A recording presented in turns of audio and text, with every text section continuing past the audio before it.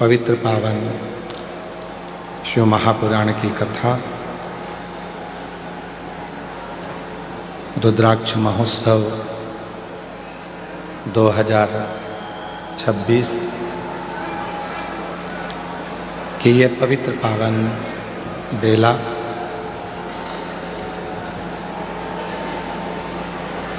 आप सभी जीजियों का मायका, वेलकम टू मायका।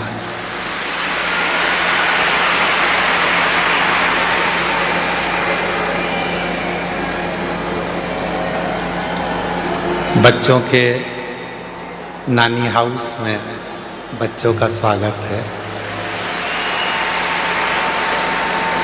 और मेरे जीजाओं के ससुराल में आपके साले की तरफ से आपका स्वागत है।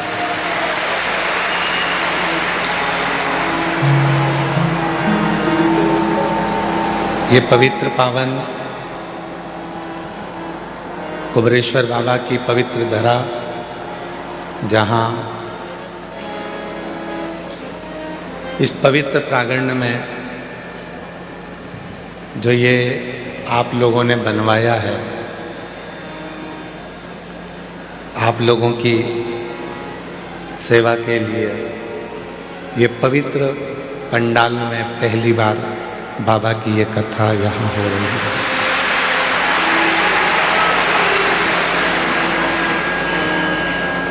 इसलिए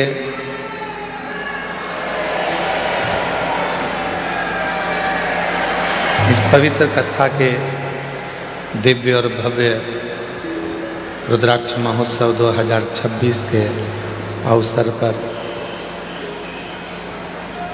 इस कथा के जो मुख्य यजमान बने हैं श्री दीप्तेश भाई महेंद्र भाई पटेल, ललित बेन दीप्तेश भाई पटेल अमेरिका से आए हैं, जो यजमान पद ग्रहण किया है। एक बार जोरदार ताली बजाएं।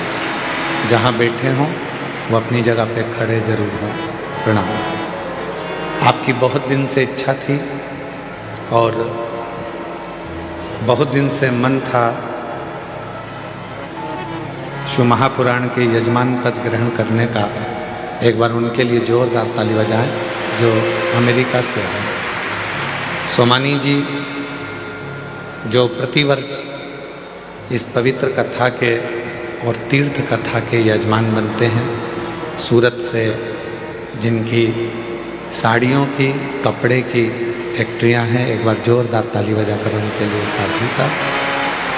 श्री दिनेश गणपति काबरा जी, काबरा परिवार एरंडोल से, जो अभी यहाँ नहीं पहुँच पाए हैं, कथा में एक दो दिन के लिए जरूर आएंगे। प्रत्येक तीर्थ की कथा में और प्रत्येक कुबरेश्वर बाबा की धरा पर दिनेश गणपति काबरा जी, काबरा परिवार एरंडोल हमेशा यजमान बना है। एक बार उनके लिए जोरदार ताली बजाएं। श्री सत्यनारायण रामदयाल मालपानी जी संभाजी नगर से हैं, जो पूर्व में भी कथा के यजमान बन चुके हैं और बाबा की कृपा से इस वर्ष भी यजमान बने हैं। जोरदार ताली बजाएं। स्वर्गीय मुरलीधर राव काले जी की स्मृति में श्री अनिल मीनाक्षी काले जी द्वारा विदर कर्नाटका से शिव महापुराण कथा के यजमान पद ग्रहण करें हैं। एक बार उनके लिए जोरदार ताली बजाएं। स्वर्गीय सुमित्रा देवी गोवर्धन लाल जी माहेश्वरी की स्मृति में पुत्र संतोष राधा महेश्वरी द्वारा इंदौर से प्रतिवर्ष आप कुबरेश्वर धाम के और गुरु पूर्णिमा के यजमान बनते हैं। एक बार जोरदार ताली बजाएं। इंदौर से स्वर्गीय श्री रामचंद्र सुरटेवार जी की स्मृति में सुहासिनी विजय कुमार रामचंद्र सुरटेवार जी द्वारा उदगीर से शिव महापुराण कथा के यजमान बने हैं। एक बार जोरदार इनके लिए ताली बजाएं, जो पूर्व में भी यहाँ यजमान पद ग्रहण कर चुके हैं। बहुत बहुत साधुवाद। श्रीमती सरला कैलाश रुंगटा जी कलकत्ता से हैं, जो शिव महापुराण कथा के यजमान पद ग्रहण करे हैं और पूर्व में भी अपने यजमान पद बने हैं। जोरदार ताली बजाएं। स्वर्गीय बसंत कुमार कोठारी जी की स्मृति में श्रीमती शोभा बसंत कोठारी जी आशीष कुमार जी द्वारा बेलवाड़ी सेंधवा से आप कथा के यजमान पद ग्रहण करे हैं। श्री रमेश रेखा ठकराल जी, मोना ठकराल जी दिल्ली से।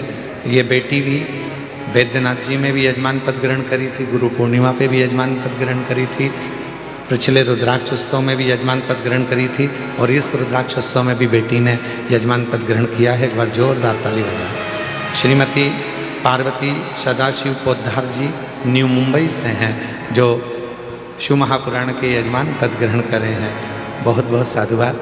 श्रीमती नीलम जसवंतलाल सरिया जी कुणाल दिव्या मुंबई से हैं, जिन्होंने कथा के मुख्य यजमान पद ग्रहण करा। रमेश रेखा ठकराल जी दिल्ली से। श्री राजेंद्र एम सिंह जी, संजू देवी जी, श्वेता कैलाश पटेल जी पालघर मुंबई से हैं, जिन्होंने यजमान पद ग्रहण करा। सुशील कुमार पुरुषोत्तम महेश्वरी जी प्रतापगढ़ राजस्थान से हैं, जिन्होंने यजमान पद ग्रहण करा है। एक बार जोरदार ताली बजाएं। और श्रीमती भुवनेश्वरी यादव, अनुराग सिंह यादव जी पूर्वजों की स्मृति में जयपुर से यजमान पद आप लोगों ने ग्रहण किया, उसके लिए साधुवाद। स्वर्गीय मदन लाल जी बर्फी गोयल जी की स्मृति में मधु श्याम सुंदर गोयल जी द्वारा नोएडा उत्तर प्रदेश से यजमान पद ग्रहण करा है।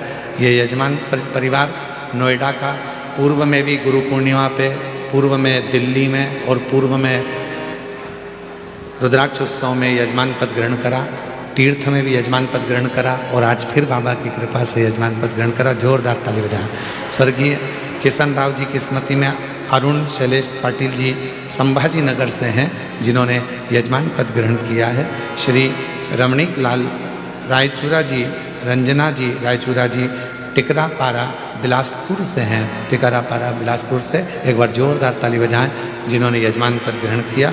केदारनाथ मीना जायसवाल जी ठाणे महाराष्ट्र से हैं, जो यजमान पद ग्रहण करे हैं। स्वाति मयंक गुप्ता जी मेरठ से हैं, जो यजमान पद ग्रहण करें हैं। एक बार जोरदार ताली बजाएं। स्वर्गीय जयकृष्ण पटेल जी की स्मृति में श्रीमती पारुल प्रीत दृष्टि पटेल जी द्वारा न्यू जर्सी अमेरिका से आकर आपने यजमान पद ग्रहण किया है। एक बार इस परिवार के लिए भी जोरदार ताली बजाएं, जो कि अमेरिका से पधारे हैं। सुभाष चंद्र रक्षा कटियार जी बेंगलोर से आए हैं, जिन्होंने पूर्व में भी यजमान पद ग्रहण किया था और आज भी यजमान पद ग्रहण करे हैं। एक बार जोरदार ताली बजाएं। श्री रामकिशोर जी पूनम सिंह जी दिल्ली से यजमान पद ग्रहण किया है, उनके लिए भी साधुवाद। श्री प्रकाश गुप्ता जी, मधुबाला गुप्ता जी चंदोली संभल से हैं, जिन्होंने यजमान पद पूर्व में भी ग्रहण किया, इस बार भी पद ग्रहण किया है। एक बार जोरदार ताली बजाकर उनके लिए साधुवाद। श्री हंसराज लखनपाल जी हिमाचल प्रदेश से आए हैं, जिन्होंने यजमान पद ग्रहण किया है हिमाचल प्रदेश से। एक बार जोरदार ताली बजाकर उनके लिए साधुवाद देंगे। वीरेंद्र कुमार वार्षणे, गीता वार्षणे जी अलीगढ़ उत्तर प्रदेश से हैं, जिन्होंने कथा का मुख्य यजमान पद ग्रहण किया, उनके लिए साधुवाद। जोरदार ताली बजाएं। श्री सुनील गणपत राव देशमुख जी प्रणीता सुशील देशमुख जी पुणे से हैं, जिन्होंने यजमान पद ग्रहण किया है। श्री जगत सिंह फुलवती सिंह जी नेरुल मुंबई से हैं, जिन्होंने यजमान पद ग्रहण किया। एक बार इनके लिए जोरदार ताली बजाएं। पूर्व में भी आपने यजमान पद ग्रहण किया था और आगे भी आप लोग हमेशा ऐसे ही यजमान पद के लिए तत्पर रहे हैं। एक बार जोरदार ताली बजाएं। श्री अवधेश दीपमाला बर्नवाल जी बनारस से हैं, जिन्होंने यजमान पद ग्रहण किया। और श्री आकाश कुशवाहा जी इंदौर से हैं, जिन्होंने मुख्य यजमान पद ग्रहण किया। एक बार जोरदार ताली बजाकर इन सभी के लिए साथ होता है।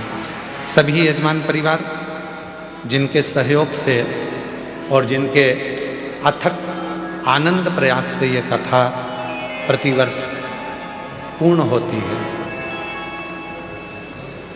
शिव और शिव की ये पवित्र भूमि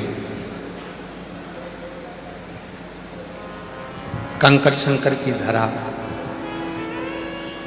जहां बैठकर आप भगवान शिव की अविरल भक्ति को प्राप्त कर रहे हैं।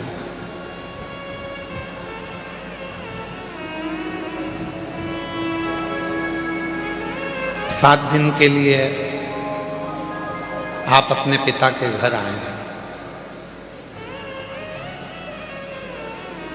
इस भूमि का नियम रहा है, इस भूमि से कोई खाली नहीं गया है। जो आया वो कुछ लेकर गया।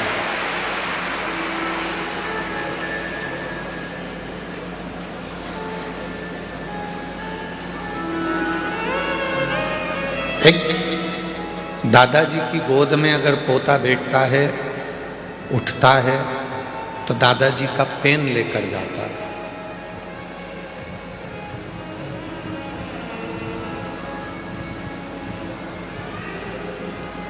दादी की गोद में अगर पोता पोती बैठते हैं तो कुछ ना कुछ दादी का भी सामान, चश्मा जो दादी के पास होता है वो लेकर चले जाते हैं।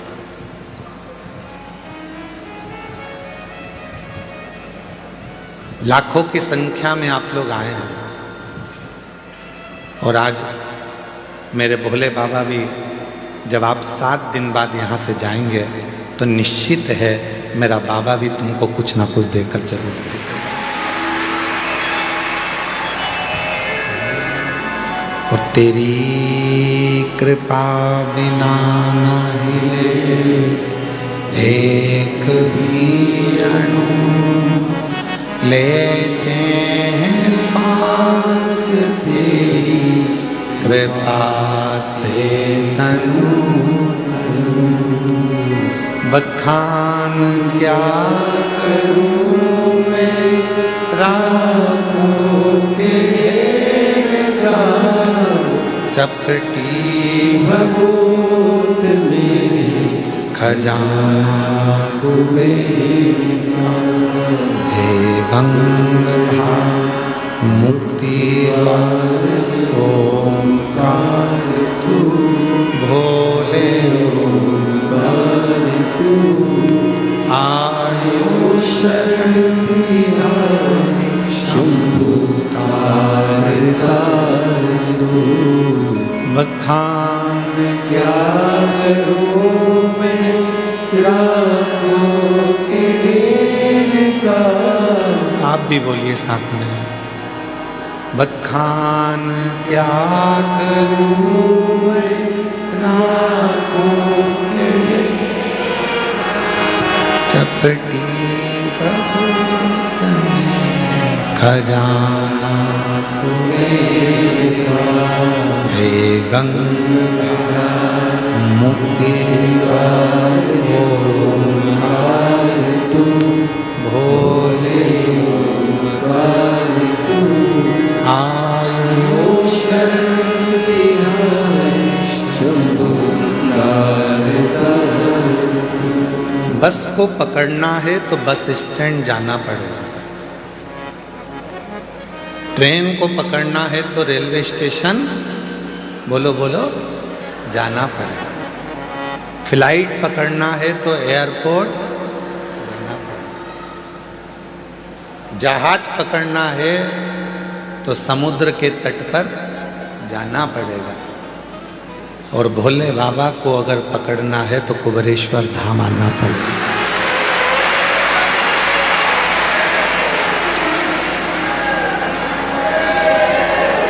बारह ज्योतिर्लिंग का, ये 12 ज्योतिर्लिंग के मध्य में विराजमान ये वो कुबेरेश्वर बाबा की धरा है, ये वो कुबेरेश्वर बाबा की भूमि है। कुबेर भंडारी की वो धरा है जहाँ पर आने के बाद में 12 ज्योतिर्लिंग में आप भगवान शिव को जो जल चढ़ाते हो, भगवान शिव का जो दर्शन करते हो, उसका पुण्य फल ये कुबेरेश्वर बाबा की धरा पर नमन कर कर आपको प्राप्त हो जाता है। आपको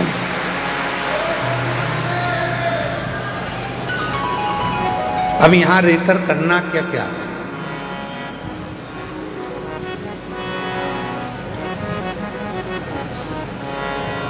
शादी का सीजन चल रहा है, तुम सबके घर पे कम से कम 5-5, 6-6 पत्रिका पड़ी होगी शादी की। किसी किसी के यहाँ तो 8-8, 10-10 पत्रिका पड़ी होगी शादी की। अरे बोलो तो सही है कि गलत है? और कभी कभी ऐसा होता है कि एक ही तारीख में 6-6, 7-7 पत्रिका पड़ी रहती है शादी की।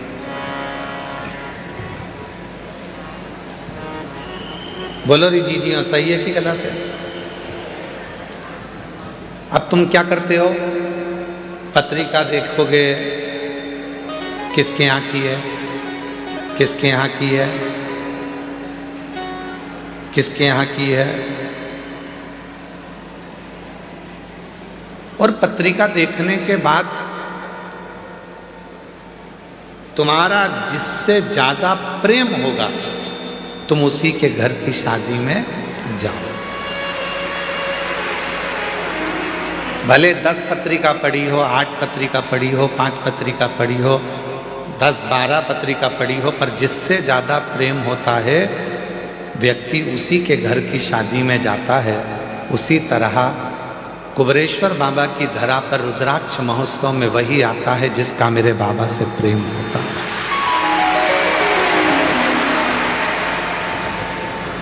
बाबा जिसको प्रेम कर लिया, आपने बाबा से स्नेह करा, आपने बाबा से प्रेम करा, पर बाबा भी तो आपसे प्रेम करे।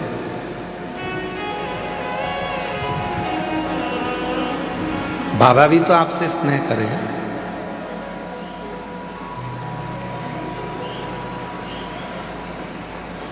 तो जितने ये लाखों की संख्या में जो शिव भक्त बैठे हैं, 1 पंडाल, 2 पंडाल, 3 पंडाल, 4 पंडाल, 5 पंडाल, पीछे के 3 पंडाल,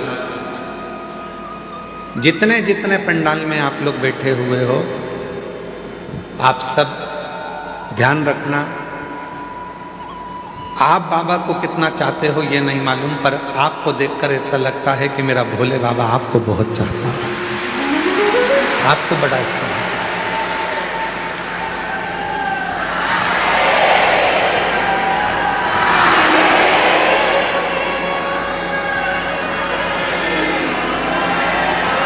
और शंभु शरणे पड़े मांगो घड़ी रे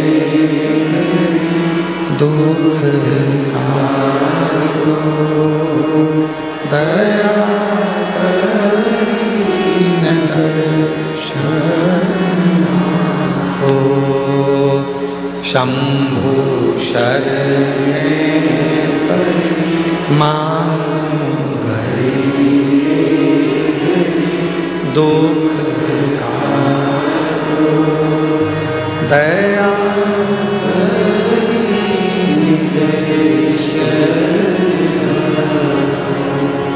शिव आपसे प्रेम करते हैं, भगवान औघड़दानी आपसे स्नेह करते हैं।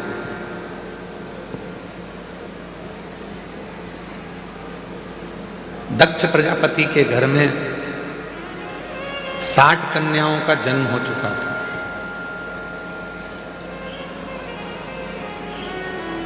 राजा दक्ष प्रजापति के घर में जब 60 लड़कियों का जन्म हो गया, 60 कन्याओं का जन्म हो गया, 60 कन्या के जन्म के बाद भी दक्ष प्रजापति ने भगवान मां जगतजननी दुर्गा भवानी से प्रार्थना कर कर एक कन्या को और मांगा।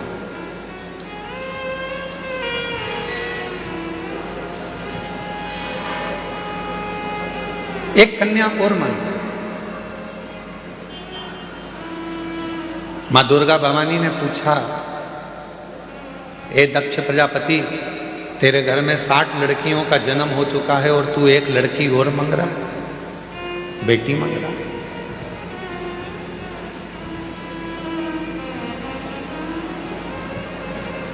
अभी हम कल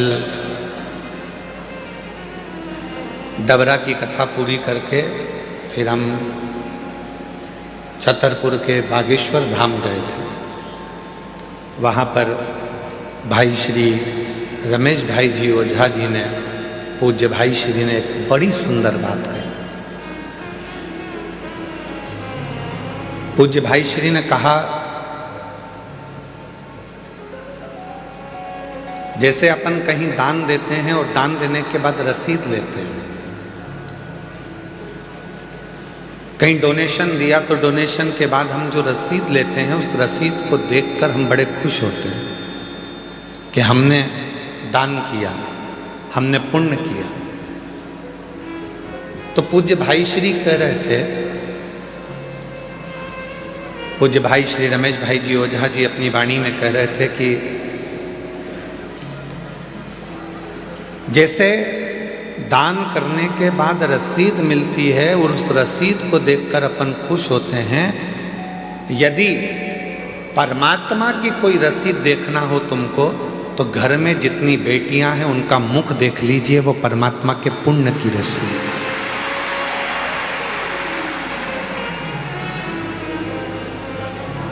वो परमात्मा के पुण्य की रसीद है। घर में यदि एक बेटी का जन्म हो जाए तो समझ लेना कि उस भोलेनाथ ने तुम्हारे घर में एक रसीद सिग्नेचर कर कर दे दी है। ये रसीद ही कन्यादान करने के बाद तुम्हें पार लगा देगी, वो रसीद।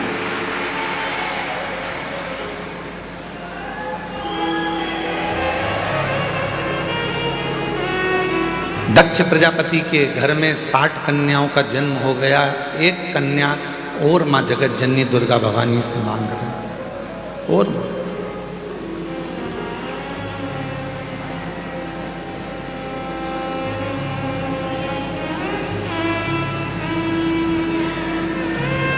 हे मां जगत जननी दुर्गा भवानी, मां हमारे घर में एक लड़की और हो जाए, एक बेटी और जन्म ले ले, एक बेटी का जन्म और हो जाए।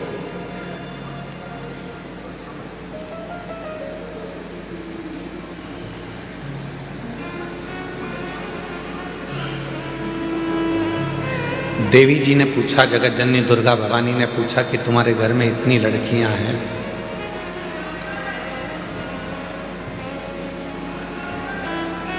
पीछे की आवाज का ध्यान दे, तुम्हारे घर में इतनी बेटियां हैं, तुम्हारे घर में इतनी लड़कियां हैं, तो तुम्हें और लड़की की क्या जरूरत? तो दक्ष प्रजापति ने मां जगत जननी दुर्गा भवानी से कहा, मां एक कन्यादान करने पर हजारों अश्वमेध यज्ञ का फल प्राप्त हो जाता है। 2 कन्यादान करने पर सोम यज्ञ का फल प्राप्त हो जाता है। 3 कन्यादान करने पर इंद्र का सिंहासन प्राप्त हो जाता है। 4 कन्यादान करने पर हमें सर्वोत्तम यज्ञ का फल प्राप्त हो जाता है। और जब हाथ से प्रति समय पर एक कन्या का यदि कन्यादान होता है तो हमारा वैकुंठ में निवास हो जाता है। ये शिव तत्व,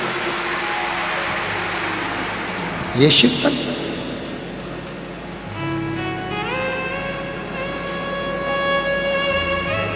एक बेटी और दे दो। और दक्ष प्रजापति के घर में मां जगत जननी दुर्गा भवानी ने कहा कि बेटी ढूंढने के लिए कहाँ जाऊंगी या बेटी को खोजने के लिए कहाँ जाऊंगी, इसलिए मैं खुद तुम्हारे घर में, मां जगत जननी कहती हैं कि बेटी बनकर तेरे घर में आऊंगी, स्वयं तेरे घर में आऊंगी।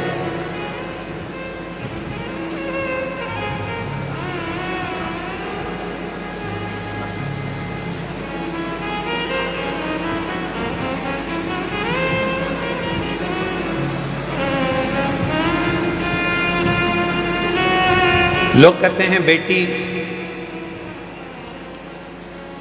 घर में जन्म ले ली। यहाँ हमारे जजमान परिवार में ठकराल परिवार बैठा हुआ है। वो ठकराल परिवार दिल्ली से,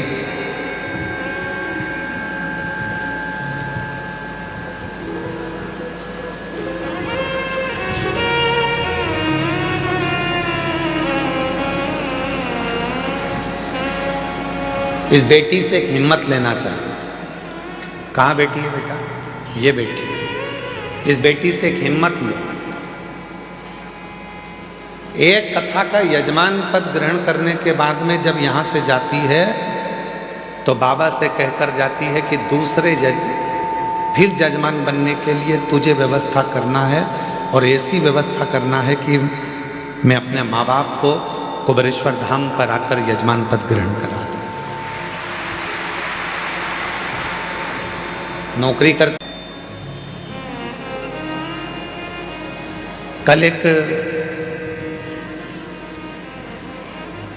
डबरा के अधिकारी जी ने प्रश्न किया डबरा में, पूर्व गृह मंत्री श्री नरोत्तम मिश्रा जी के यहाँ कथा चल रही थी, तो वहाँ एक अधिकारी ने, वहाँ के अच्छे अधिकारी ने एक प्रश्न किया कि गुरुजी, कथा बहुत होती हैं, पर आप जब शिवपुराण की कथा करते हैं तो ये आपकी कथा में बहुत सारी माताएं आती हैं। इसका कारण क्या है?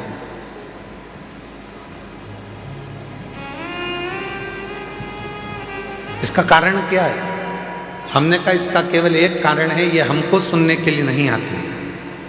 ये जब भी कथा के पंडाल में आती हैं तो ये सोचकर आती हैं कि मेरा भोले बाबा कुछ कहने वाला है, शंकर जी कुछ कहने वाले हैं और शिव जी उस कथा को कहेंगे और मैं उस कथा को सुनूंगी और जो वाणी निकलेगी वो मेरे लिए कल्याणप्रद हो, वो मेरे लिए।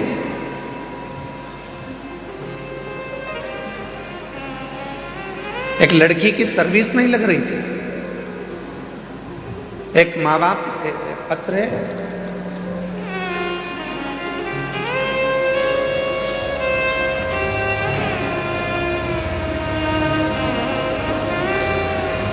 मेरा नाम शंकर महादेव, बावट इकर, मोबाइल नंबर ये है, मलकापुर जिला बुल्ढाना महाराष्ट्र से आए।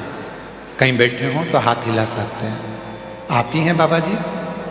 मैं आपको नमन करता हूं। ये वो पिता है, बेटी ने हिम्मत हार दी थी कि पापा मेरी कहीं जॉब नहीं लग रही है, मैं इतनी पढ़ गई फिर भी मेरी सर्विस नहीं लग रही है, कोई मुझे गवर्नमेंट जॉब नहीं मिल रही है। पिता ने अपनी बेटी से कहा कि वो सीहोर वाला बाबा कहता है कि मेहनत को 4 गुना कर, रात दिन एक कर दे, फिर एग्जाम दे। और बाप ने संकल्प लिया था कि मेरी बेटी की जैसी नौकरी लग जाएगी, जहां भी शिवपुराण की कथा होगी पैदल जाऊंगा। यवतमाल महाराष्ट्र से जैसे ही बेटी की सरकारी नौकरी लगी और वह बाप पैदल चलकर यवतमाल महाराष्ट्र से यहां पहुंचा है।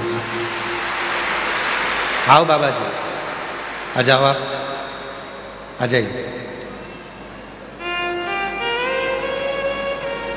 मलकापुर जिला बुल्ढाना महाराष्ट्र से पैदल चलकर आए और आज से नहीं निकले हैं, कम से कम 10 दिन 15 दिन पहले के निकले हैं। धीरे धीरे धीरे धीरे शिव का नाम लेते लेते, शंकर का गुणगान करते करते करते करते यहां तक पहुंचे।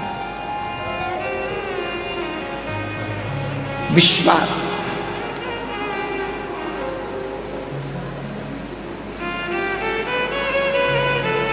किसको सुनने के लिए आए हो? आप सीहोर वाले बाबा को तो टीवी पर भी सुन लेते हो, सीहोर वाले महाराज को तो, और सीहोर वाला महाराज तो आपसे मिलता तक नहीं है। इसीलिए आप लोग कथा के मंडप में भी आते हो, कुबरेश्वर धाम पर आरती होती है तो उसमें सम्मिलित हो जाते हो कि किसी ना किसी रूप में दृष्टि तो पड़ जाएगी, मिल तो जाएंगे, देख तो लेंगे। और दया की ना होती जो आदत तुम्हारी, तो सुनी ही रहती अदालत तुम्हारी। जो गरीबों के दिल में दया तुम ना पाते, तो किस दिल में होती इबादत तुम्हारी। ये तो उसकी कृपा है, ये उसकी करुणा है, ये उसकी दया है।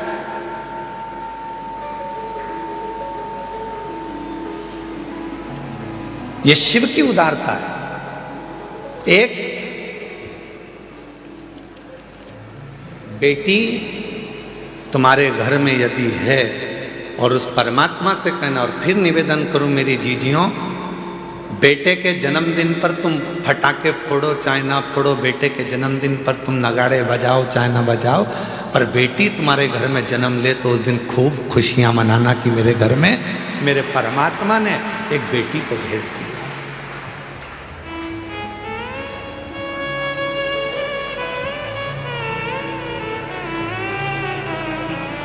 आज की बेटियां कोई साधारण नहीं है।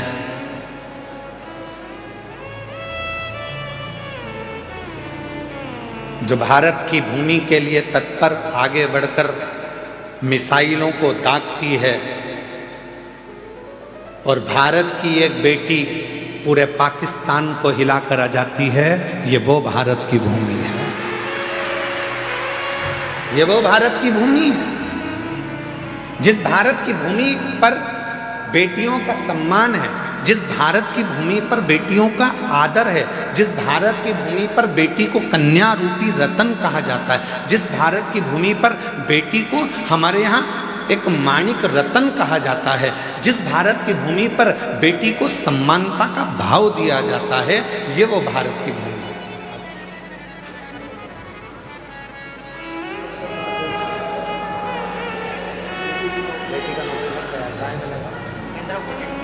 दया की न हो जो आदत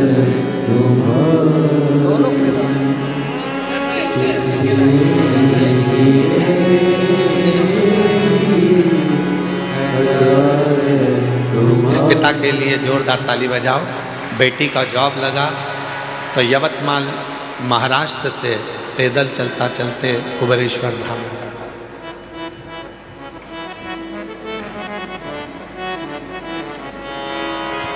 और कितनी बेटियां बैठी हैं यहाँ पर, ढेरों। जितनी बुजुर्ग माँ हैं वो भी किसी ना किसी की बेटी हैं, जो युवान माताएं बैठी हैं वो भी बेटी हैं, और जो मेरी छोटी छोटी कन्या बैठी हैं वो भी बेटी हैं। कितनी बेटी हैं?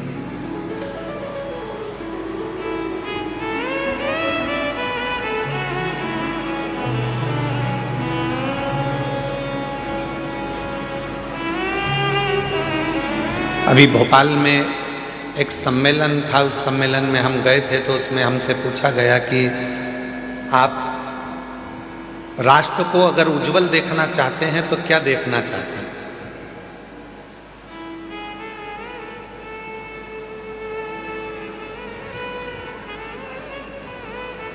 एक कार्यक्रम था, उसमें हमसे पूछा राष्ट्र को आप उज्जवल देखना चाहते हैं तो क्या देखना चाहते हैं? तो हमने कहा हम ये देखना चाहते हैं, अभी तक नारा था बेटी पढ़ाओ बेटी बढ़ाओ, हमसे कोई पूछे तो हम भी एक नारा देना चाहते हैं, बहू पढ़ाओ और देश बचाओ।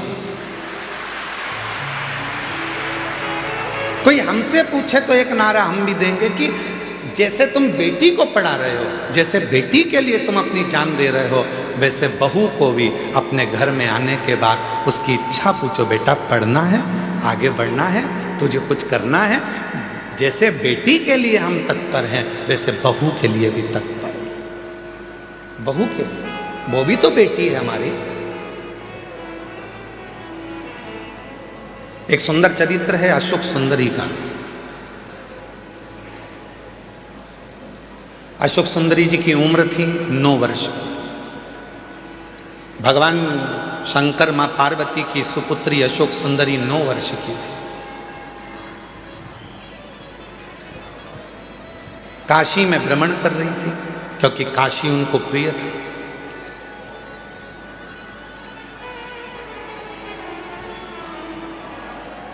अशोक सुंदरी जी को काशी बड़ा प्रिय था।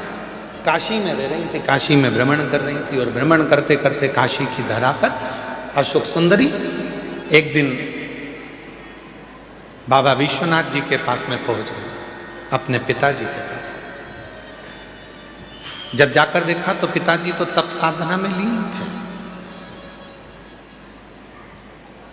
अशोक सुंदरी ने देखा कि पिताजी तो तप साधना में लीन है, अब मैं किसके पास जाऊं? तो अशोक सुंदरी फिर दौड़ लगाई, अपनी मां को खोजने लगी, माता पार्वती जी। उस समय पर मां जगतजननी जगदम्बा अंबा माता पार्वती मैया असुरों का संहार करने के लिए गई थी। मां जगतजननी को ढूंढ, पार्वती जी मिलती नहीं। अशोक सुंदरी आखिरी में ढूंढते ढूंढते श्री गणेश जी महाराज के पास में गई, गणेश जी भी नहीं मिले। षडानंद कार्तिकेय जी के पास गई, षडानंद कार्तिकेय भी नहीं मिले।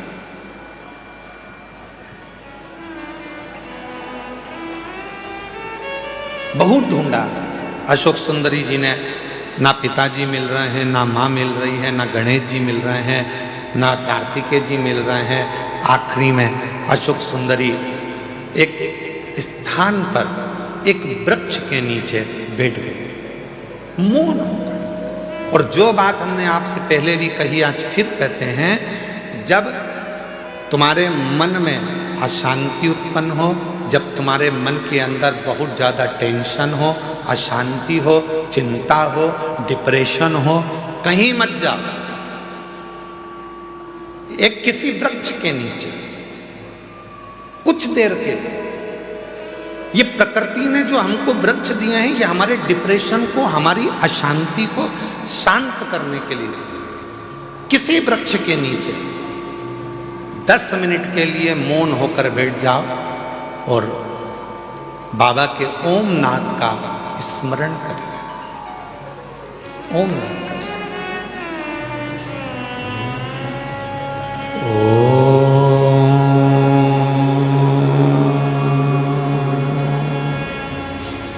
जब हम ओम नाद का स्मरण करते हैं किसी वृक्ष के नीचे बैठकर, तो प्रकृति के देव भगवान देव अधिदेव महादेव हमारे ऊपर दृष्टि देते हैं, हमें देखते हैं। शिव महापुराण की कथा में लिखा है, गर्ग संहिता में लिखा है, पद्म पुराण में लिखा है, नर्मदा पुराण में लिखा है, स्कंद पुराण के रेवा खंड में लिखा है, जो पुण्य नदी के तट पर भजन करने में मिलता है, जो पुण्य तीर्थ में जाकर भजन करने में मिलता है, जो पुण्य घर से बाहर निकलकर भजन करने में मिलता है, वो पुण्य एक वृक्ष के नीचे बैठकर ओम का नाद करने से तुरंत प्राप्त हो जाए। वो पुण्य प्राप्त होता है।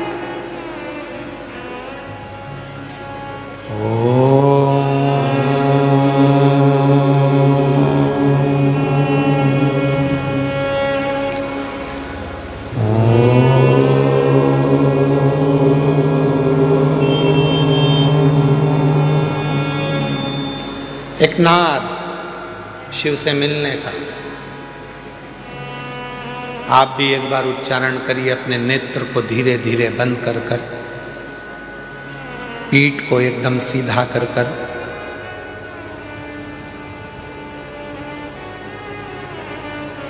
दोनों भुकुटियों का स्मरण मध्य बिंदु में कर कर इस ओम को लंबी गूंज के साथ अपने मुख से उच्चारण करना।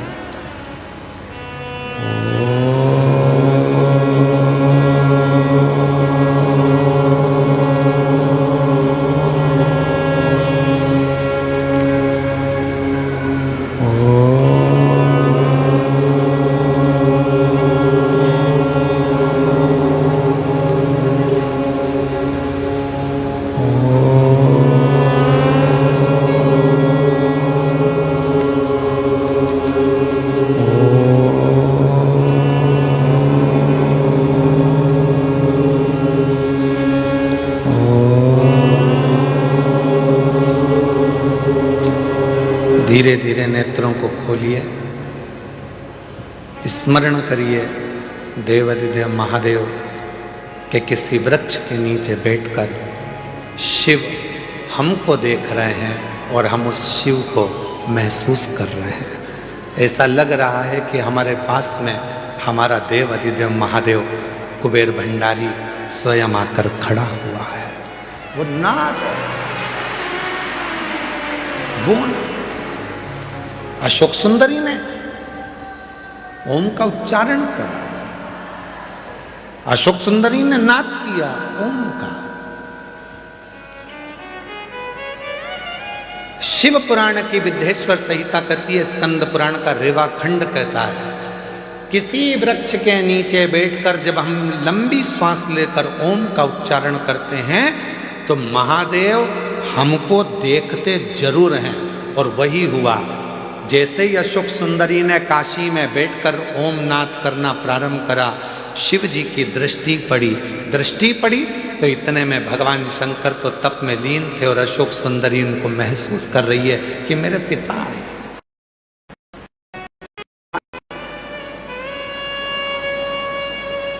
अशोक सुंदरी ने, पिताजी बहुत प्यास लग रही है,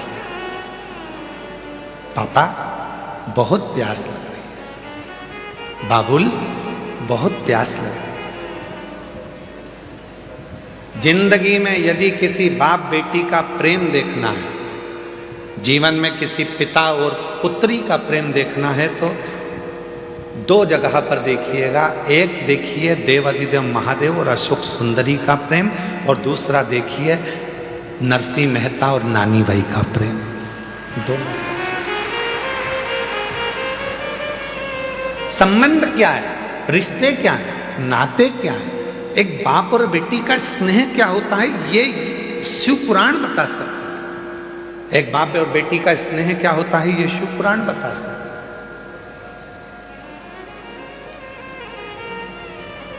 पिताजी मुझे बहुत प्यास लग रही है, बहुत प्यास लग रही है। पिताजी तो तप में लीन थे, कुछ बोले नहीं है, बस प्रकट हो गए, बोले कुछ नहीं, केवल प्रकट हुए। बहुत तेज प्यास लग रही है पिताजी। पिताजी कुछ नहीं बोले। थोड़ी देर बाद अशोक सुंदरी ने देखा कि मेरे पिताजी की जटा में से टप टप टप टप करते हुए जल बह रहा था। अशोक सुंदरी को लगा कि गंगा मैया सिर पे है तो वो पानी बहा रही है, मैं क्यों ना इस जल को पी लूं। और तुरंत अशोक सुंदरी ने पिताजी के कंधे पर जाकर लिपट गई, और लिपट कर अशोक सुंदरी ने अपने मुख को ऊंचा करा और शिव जी की जटा से, भगवान शंकर की जटा से जो बूंद बूंद जल टपक रहा था उसको अशोक सुंदरी ने पीना प्रारंभ कर दिया।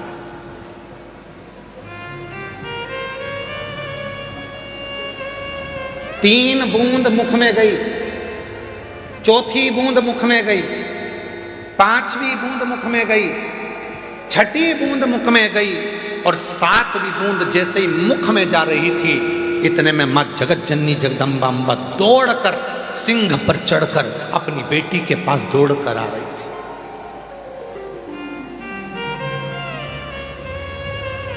जगत जननी जगदम्बा अम्बा दौड़कर,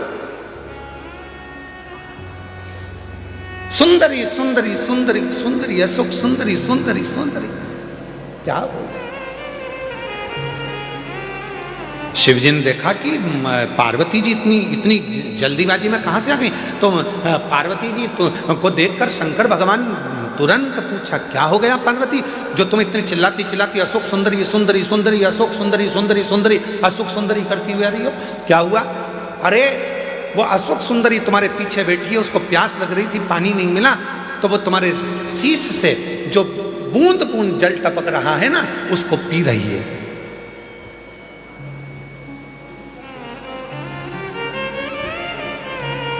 पार्वती जी बोली वो बूंद बूंद जल को पी रही है। शिवजी बोले तो गंगा ने तो जल नहीं टपकाया, गंगा ने तो एक बूंद जल नीचे नहीं गिराया। पार्वती ने पूछा, वही तो मैं बोल रही हूं कि गंगा तो आपकी जटा में बंद पड़ी हुई है, वो बूंद बूंद जल जो टपक रहा है वो जल नहीं है, तुम्हारे गले में जो वासुकी नाग पड़ा हुआ है उस नाग का जहर वो उगल रहा था, वो उगला हुआ जहर मेरी बेटी के कंठ में जा रहा था।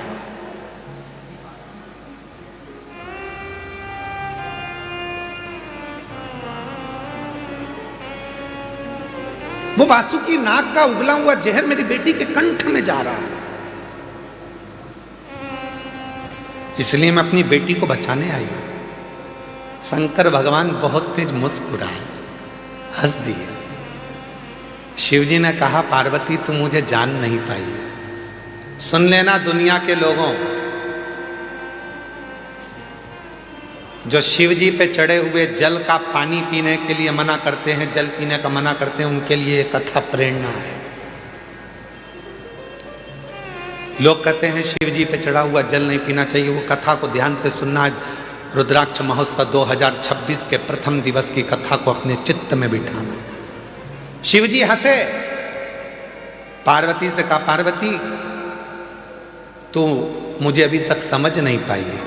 पार्वती ने पूछा, क्यों, तूने क्या कहा।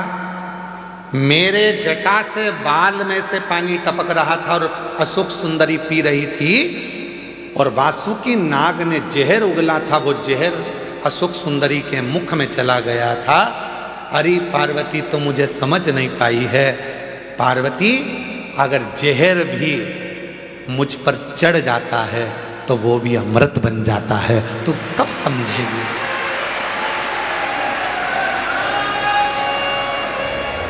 दुनिया के लोग कहते हैं शिव जी पे चढ़ा हुआ जल नहीं पीना चाहिए। उनके लिए यह अशोक सुंदरी और काशी का संवाद कहता है कि शंकर भगवान के जटा में गले पर कालिया विष अपना वासुकी नाग अपना विष उगल रहा था और वो विष जटा में से टपक रहा था जिनको अशोक सुंदरी ने पी लिया था।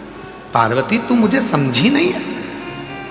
पार्वती एक बेलपत्र मुझ पर चढ़ती है तो वो औषधि बन जाती है, एक दुर्वा मुझ पर चढ़ती है तो वो औषधि बन जाती है, एक बेर मुझ पर चढ़ता है तो औषधि बन जाती है, एक चावल का दाना मुझ पर चढ़ता है धान्य वो औषधि बन जाती है। अरे पार्वती जो जल मुझ पर चढ़ता है वो भले कैसा भी हो वो मेरे ऊपर चढ़कर गंगा जल जैसी औषधि बनकर सुख प्रदान कर देता है, औषधि देता है। अब दुनिया के लोग बोलते हैं कि गुरुजी जल नहीं पीना चाहिए, तो दुनिया के लोग तो ये भी कहते हैं कि जल मत पियो भले मदिरा पी लो।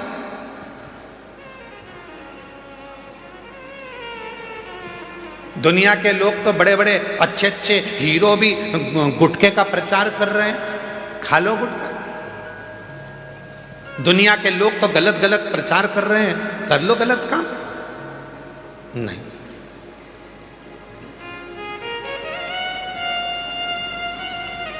शिव कथा कर रही, भगवान देव अधिदेव महादेव पर।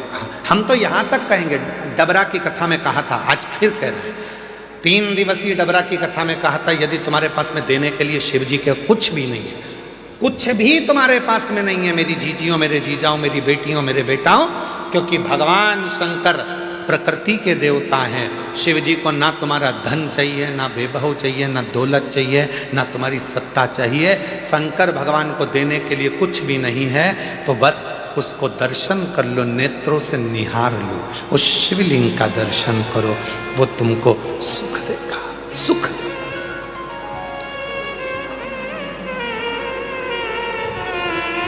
जब हम रात्रि को यहां पर पहुंचे तो रात्रि में यहां पर आए तो एक माता जी ने एक पर्ची लिख के दरवाजे में सरका दी, तुम ऐसा मत करना। एक माता जी ने पर्ची लिखी और दरवाजे में सरका दी। हमने आशीष से बोला कि पर्ची उठाना जरा, आए थे बस, अंदर गए, प्रवेश करा और कमरे में जैसे पहुंचे तो पर्ची पड़ी थी, तो हमने उस पर्ची को पढ़ा। तो उस पर्ची में हमने कहा आशीष जरा पर्ची उठाओ। पर्ची उठाई तो उसमें लिखा था कि कंकर शंकर शिला के हम जल नहीं चढ़ा पाएंगे, तो हम दूर बैठ के भगवान की पूजन करें, आराधना करें, चलेगा। हमारा निवेदन है, लाइक चाहते हो तो डीपी के पास जाने की जरूरत नहीं है, कनेक्शन तुम्हारे पास में है। तुम जहां बैठकर कंकर शंकर की धरा पर उस शिव को याद करोगे, वो वहीं आकर दर्शन देगा। जहां तुम बैठे हो, जहां तुम हो, शिव महापुराण की कथा केवल एक ऐसी कथा है कि सीहोर वाला बाबा तो दिखता ही नहीं है, सीहोर वाला महाराज नजर भी नहीं आता, लोग कहां कहां बैठे हुए हैं उनको दिखेगा नहीं। आएंगे, कथा सुनेंगे, बाबा को प्रणाम करेंगे, कंकर शंकर पूजन करेंगे, दिल से प्रार्थना करेंगे और बाबा उन पे कृपा कर देते। एक पत्र है एक बेटी का, आज सारे पत्र बेटियों के ही हैं। एक वकील बेटी का पत्र, वकील है,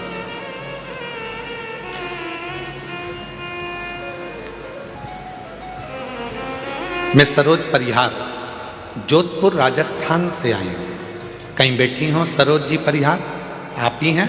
ऐसा हाथ हिला दो एक बार वापिस जी। आ जाइए, बेलपत्र लेकर जाइए।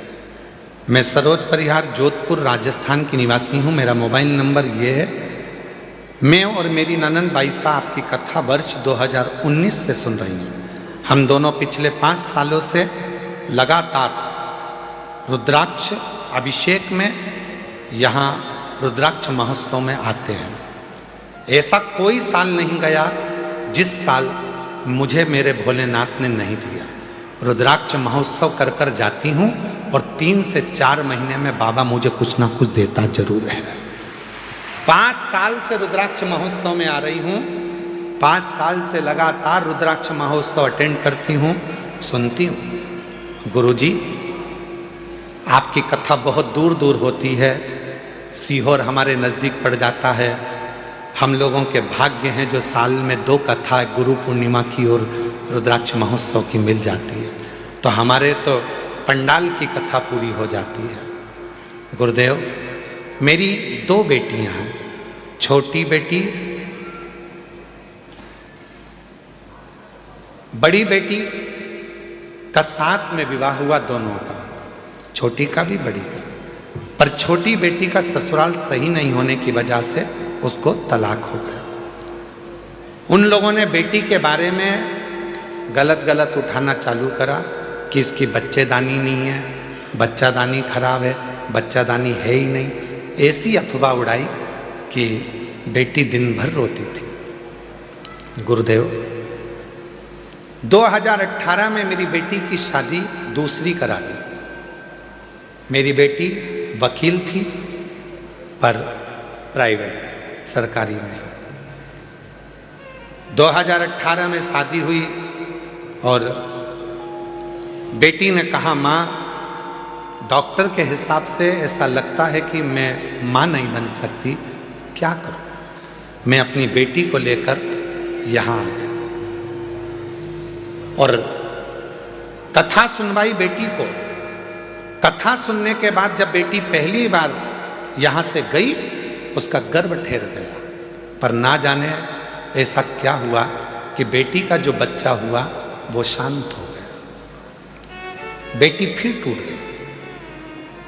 मेरे से कहा माँ मैं वापिस अभी नहीं जाऊंगी क्योंकि मेरा मन बड़ा दुखी है। तो मैंने अपनी बेटी से कहा उसने तुझे पुत्र दिया था, उसने ले लिया, क्यों चिंता करती है, चल कथा में। बेटी को वापिस कथा में लेकर आई और बाबा की ऐसी कृपा हुई कि बेटी जब दूसरी बार कथा से गई तो वो सरकारी वकील बन गई, सरकारी वकील बन गई। तीसरी बार फिर कथा में आई तो उसका खुद का मकान बन गया और बाबा की ऐसी कृपा हुई, तीसरी बार कथा में आई तो बाबा की कृपा से उसका वापिस बाबा ने पुत्र दे दिया। ये शिव की गुरुदेव। दुनिया के लोग इतना ताना देते थे कि दुनिया के लोगों का मुंह बंद कर दिया मेरे भोले बाबा। दुनिया के लोगों का मुख बंद।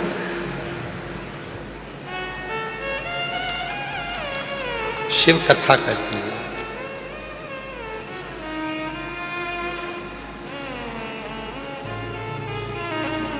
हमने हमारा जो बच्चा हुआ है बेटी का लड़का, उसका नाम दुनिया बहुत सारे महाराजों ने बताया इससे नाम रखना उससे नाम रखना, पर हमने तो सीहोर वाले कुबेरेश्वर बाबा के नाम पे ही उसका नाम कुबेर सिंह सोलंकी रखा है। हमने उसका नाम कुबेर सिंह।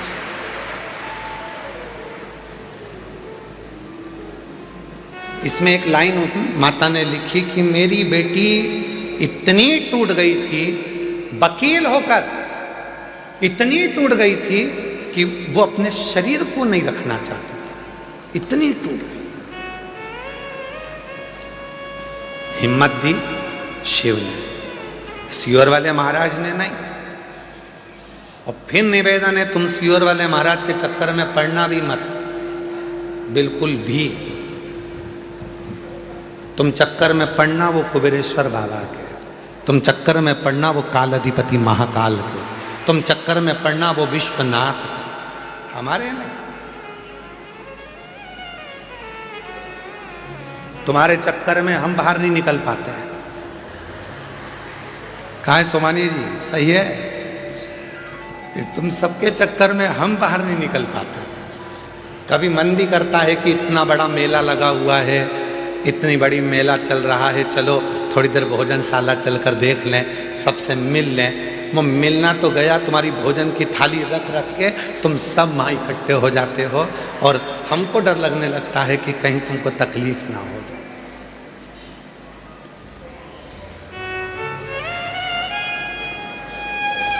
उसके चक्कर में रहो। हम तो बाबा के भरोसे चलते हैं। और देखो, हम हमेशा एक ही बात कहते हैं कि सीवर वाले बाबा से, सीवर वाले महाराज से मतलब मत रखो। इसीलिए कहते हैं क्या, हमको भी तो कहीं निकलने दो, घूमने दो, फिरने दो। पर जितना जितना मना करते हैं तुम उतने उतने बिगड़ी औलाद हो। तुम्हें जितना मना करो तुम सुधरते ही नहीं, फिर पीछा पकड़ लेते हो। आ जाओ।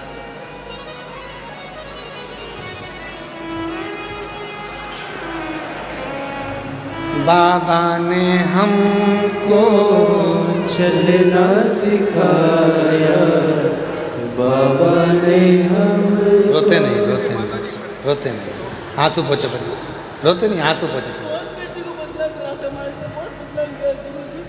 रोते आंसू पोछो पहले, आंसू पोछो। अच्छा खुश होकर जा, बाबा ने सब सुन लिया ना, सब दे दिया, क्या सोचना। ये बेटी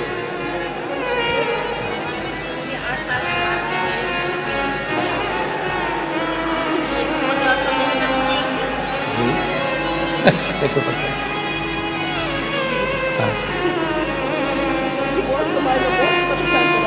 पहले आंसू पोछो, आंसू पोछो, अच्छे खुश होके जाओ। बाबा ने सब दे दिया ना, अब क्या सोचना उसका।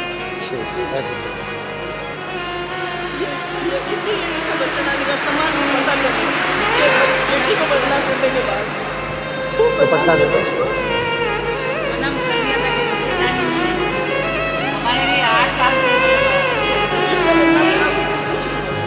शिव कृपा। जी कह रही हैं कि बेटी को ऐसा कह दिया था कि बच्चेदानी नहीं, बच्चेदानी नहीं, तो पूरी समाज में बात फैल गई, उससे कोई शादी ना करे। आखिरी में उसने सोच लिया था कि शरीर नहीं रखूंगी। तब वो बहन अपनी बेटी को लेकर एक रुद्राक्ष उत्सव में यहाँ आ गई। बेटी कथा सुनी, बेटी की शादी हो चुकी थी।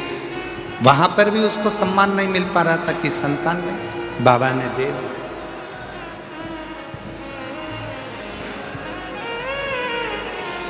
आवाज नहीं आ रही है क्या? शिव कृपा से, शंकर जी की करुणा जब होती है तो अपने आप सब कार्य होता है। इसीलिए आप लोगों से फिर कहते हैं, ऐसे दयालु नाथ से रिश्ता बनाइए।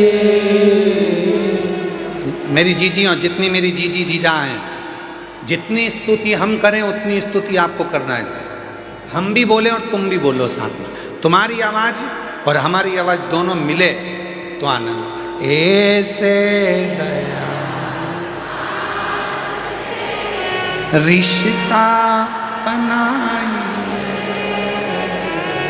ऐसे दयालु नाथ से रिश्ता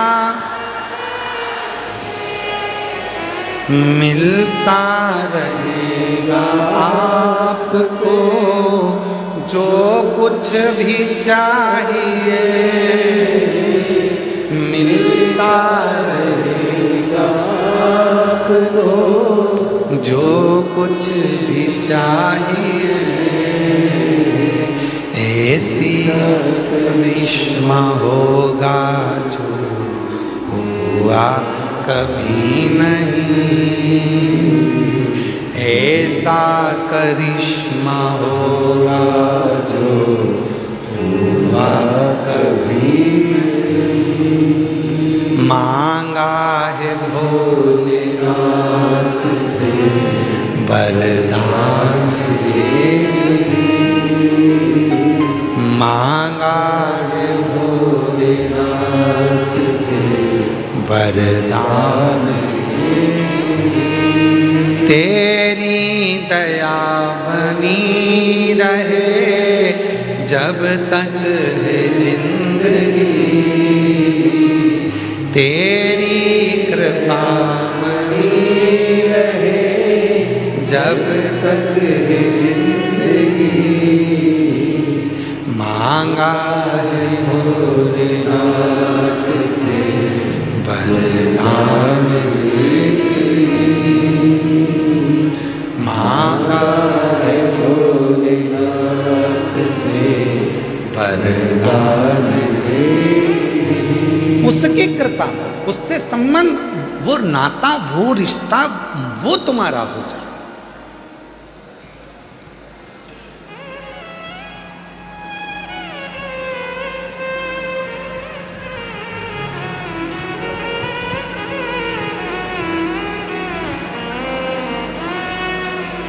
तीन चीजें हैं, हो सकता है लोगों को बुरा लग जाए। बोल रहे हैं, जम के तो बोलो, संभाल लोगे, ठीक है।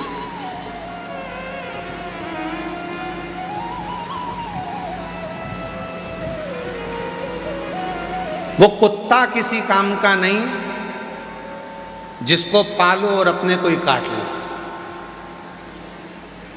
यार पूरा सुनो, अभी नहीं बजाना, अपने को धर लो। वो कुत्ता किसी काम का नहीं जिसको पालो वो ही काट ले। वो पैसा किसी काम का नहीं जिसको कमाओ और हमको ही बिगाड़ दे। और वो संबंध किसी काम का नहीं जो वक्त पड़ने पर हमको ही निपटाने का सोच ले। वो रिश्ते, वो नाते, वो संबंध, वो हमारे अपने रिश्ते जिनको चाहिए कि हमको उन्नति की सीढ़ी पर चढ़ाए, वो ही हमको खाने को जोड़ दौड़ जाए, तो वो रिश्ते किस काम के, वो संबंध किस काम के।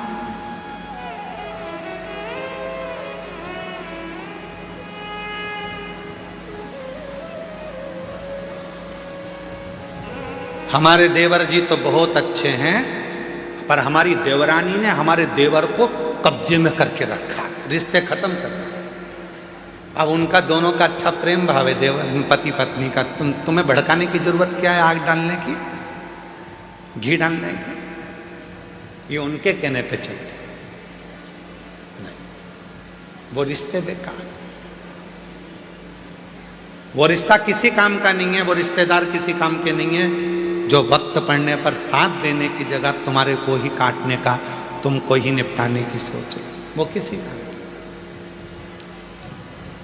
शिव महापुराण की कथा कहती है, भगवान शंकर का चरित्र कहता है, भगवान दक्ष प्रजापति ने माँ जगत जननी दुर्गा भवानी से एक बेटी मांगी और बेटी मांगने पर उन्होंने कहा कि माँ एक बेटी और हो जाए। माँ जगत जननी ने मना कर दिया कि तुम्हारे घर में पहले से 60 लड़कियों ने जन्म ले लिया, फिर एक बेटी और क्यों चाहिए? तो कहा कन्या दान करने में जो सुख है वो सुख कहीं, सुख वो सुख कहीं।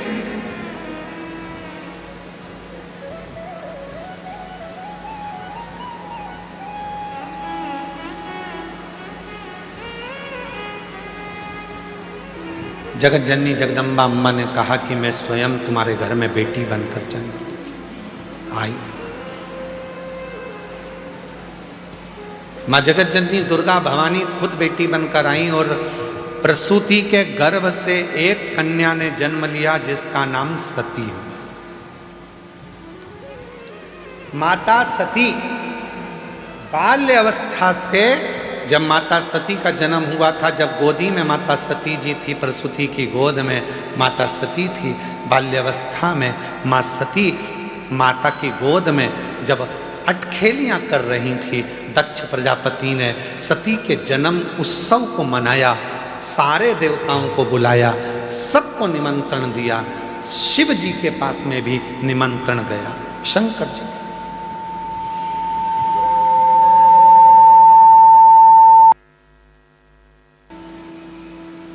निमंत्रण सबके पास गए।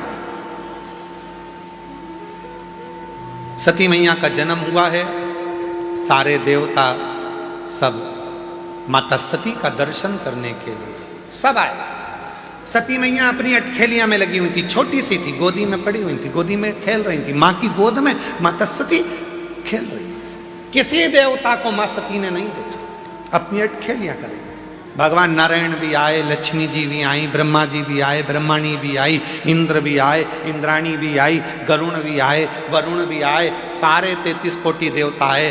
तब तक माता सती ने किसी को नहीं देखा, पर जैसे ही भगवान देव अधिदेव महादेव सती मैया के सामने जैसे ही पहुंचे, गोदी में सती सोई थी, प्रसूति की गोद में सती सोई थी, और सती जैसे ही शिवाय, सती का ध्यान शंकर भगवान पर टिक गया। जैसे शंकर की कथा सुनने वाले, शिव महापुराण की कथा सुनने वाले कैसे होते हैं? कथा चालू होती है और एकदम साइलेंट, किसी की आवाज नहीं आती है। पड़ोसन बोले भी तो ये कौन ही मार देती है, चुप। और पूरा इतनी संख्या में 2 माताओं को एक कमरे में बिठा दो तो इनकी बात खत्म नहीं होती है। और तुम लाखों की संख्या में बैठे हो, और मेरी जीजियां, मेरे जीजा, मेरी बेटियां, बेटे, मेरे बुजुर्ग माँ बाप पूरी कथा के पंडाल में बैठे हैं, पर किसी एक की आवाज नहीं, एकदम चुप होकर। रुक, कहीं का बोल भी दे तो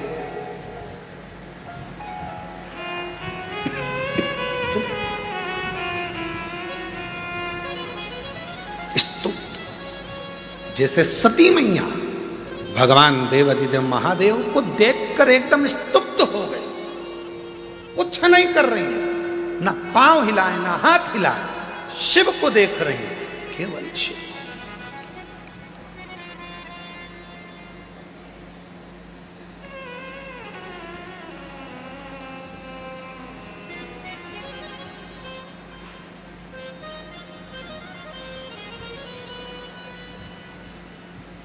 और भगवान देवाधिदेव महादेव ने सती को देखा, दक्ष प्रजापति को बुलाया और बुलाकर कहा, दक्ष प्रजापति जी, इस सती, ये मेरी जगत जननी जगदम्बा अंबा तुम्हारे घर में आई है। सती तुम्हारे घर में प्रकट हुई है, इसका आदर करना, सम्मान करना, सत्कार करना। जिस घर में बेटी का अपमान होता है, जिस घर में बेटी का आदर नहीं होता है, जिस घर में बेटी का सत्कार नहीं होता है, एक दिन वो घर में धीरे धीरे लक्ष्मी, संपदा, वैभव समाप्त होते चले जाता है। आदर कर, बेटी का आदर। और आपका पूरी कथा को उठाकर देख लीजिए, दक्ष प्रजापति ने ना सती का सम्मान करा, ना सती जी के पति का सम्मान करा, ना सती का आदर करा, ना सत्कार करा। आखिरी में हुआ क्या? दक्ष प्रजापति का सिर कट गया और बकरे का मुख लग गया। सम्मान दो।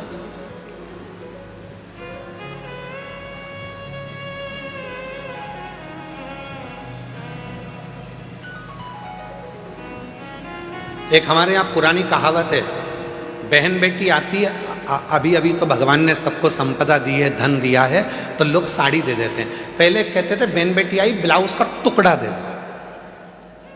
क्या दे दो? अरे जम के तो बोलो, ब्लाउज का टुकड़ा।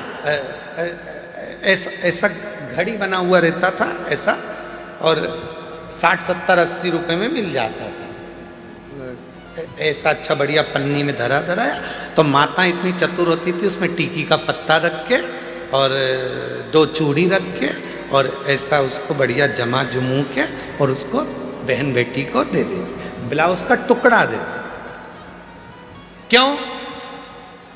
दक्ष प्रजापति अपने राजसभा में, अपनी सभा के अंदर सती को एक जमीन का टुकड़ा नहीं दिया था बैठने के लिए, तो वो दक्ष प्रजापति का घर भी गया और शीश भी गया। अगर वो एक टुकड़ा दे देते तो दक्ष प्रजापति का ना शीश कटता, ना दक्ष प्रजापति का घर जाता। इसलिए बहन बेटी को एक टुकड़ा ब्लाउज का देकर बहन बेटी का आशीर्वाद प्राप्त कर लिया जाता है, जिससे घर अच्छा रहे। एक टुकड़ा बहुत। 2 शब्द हैं, जरा ध्यान से सुनिएगा। एक होता है चरण में रहना और एक होता है शरण में रहना। 2 शब्द हैं, एक है चरण में रहना और एक है शरण में रहना। मंदिर में जाते हो, तुम्हारे घर के मंदिर में भगवान को दिया लगाते हो, पूजन करते हो, अगरबत्ती लगाते हो, धूप बत्ती लगाते हो, प्रणाम करते हो, मतलब तुम भगवान के चरण में हो। कहाँ पर हो? जम के बोलो जरा, चरण। इसको कहते हैं चरण में रहना। अब शरण में रहना किसको कहते हैं? मंदिर में जाकर प्रणाम कर कर, दिया लगाकर, बत्ती लगाकर, अगरबत्ती लगाकर, नमन कर कर, दिया बत्ती नी भी करी, बस भगवान के मंदिर के सामने चले गए और भगवान के मंदिर के सामने जाकर फिर तुम अपनी नौकरी पे, अपनी सर्विस में, अपनी दुकान पर, अपने व्यापार में तुम चले गए। मतलब दिन भर, जब तक दूसरे दिन तक तुम भगवान के सामने नहीं पहुंचते, तब तक भगवान की शरण में तुम बने हुए हो। कहीं पर भी चले, कहीं पर। हमारा एक नियम है, हम जब भी कहीं कथा करने के लिए जाते हैं तो यहाँ बाबा के साष्टांग दंडवत करके, बाहर तो हम ज्यादा निकलते नहीं है तुम्हारे चक्कर में, क्योंकि हम दंडवत करें तुम हमारे ऊपर दंडवत कर दो। तो दरवाजा लगा रहता है और हम वहीं से दंडवत करके और वहां की धूल को, मिट्टी को शरीर से अच्छा मल के लगाकर और कथा करने के लिए चले जाते हैं। क्यों? कि बाबा हम जब यहां से जाएं, जब तक आए तेरी शरण में रहे। और आप तो किस्मत वाले हो, चरण में भी तुम हो और शरण में भी तुम हो, दोनों तुम हो। आज बाबा के चरणों में भी बैठे हो और शरण में भी बैठे हो। ये शिव की बात है, ये शंकर की बात है।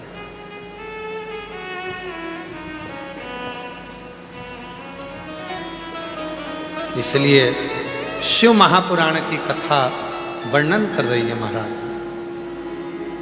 कुबेर भंडारी से मिलना बड़ा जरूरी, वो सीहोर वाले से मिलना बड़ा जरूरी, मिलना बड़ा जरूरी, हाँ मिलना बड़ा जरूरी, मिलना बड़ा जरूरी, ओ मिलना बड़ा जरूरी। कुबेर भंडारी से मिलना बड़ा जरूरी, ओ काशी वाले से मिलना बड़ा जरूरी, ओ काशी वाले से मिलना बड़ा जरूरी, ओ काशी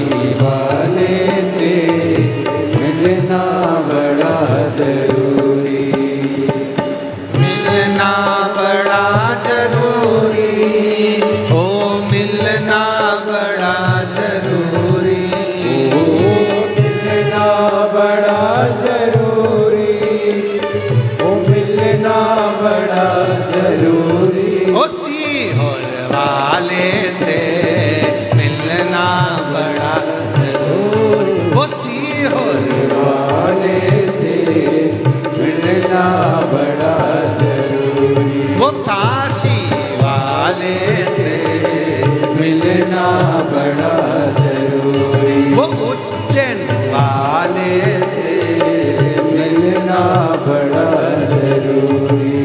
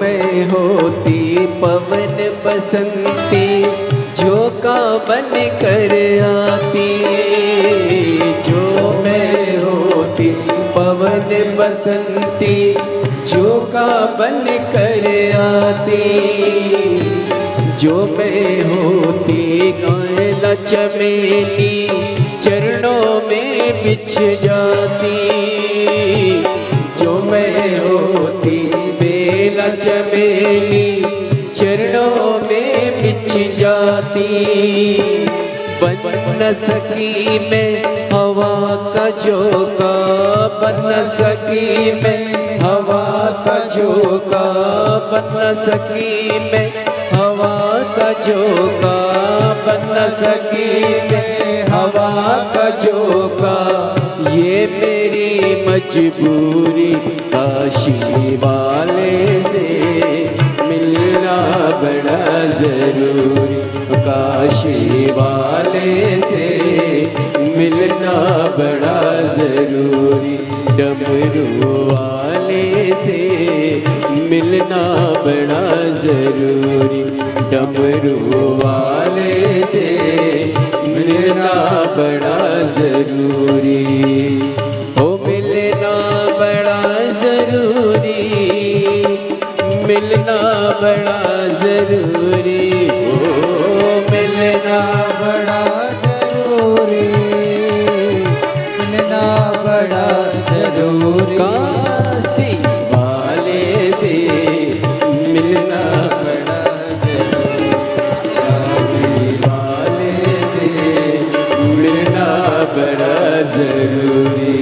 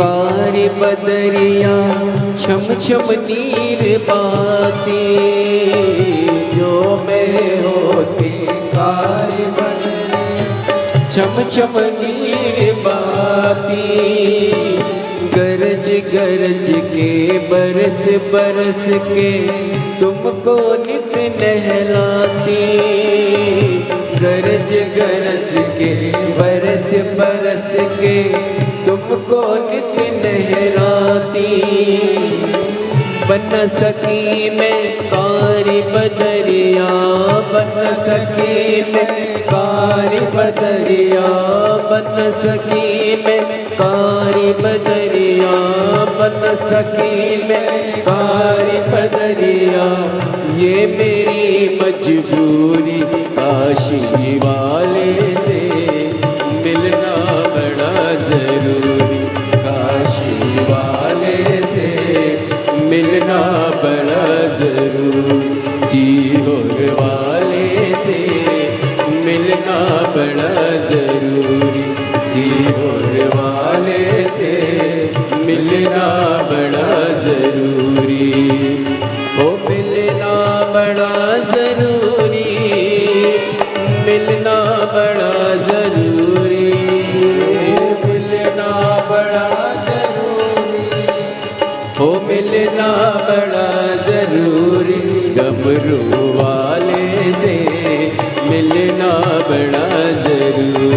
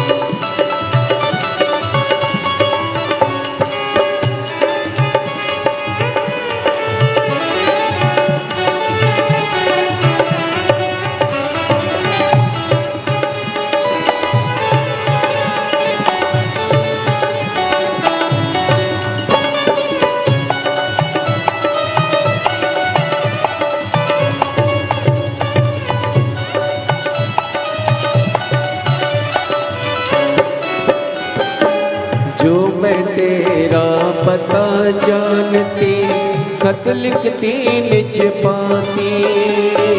जो मैं तेरा पता जानती, खत लिखती निज पाती।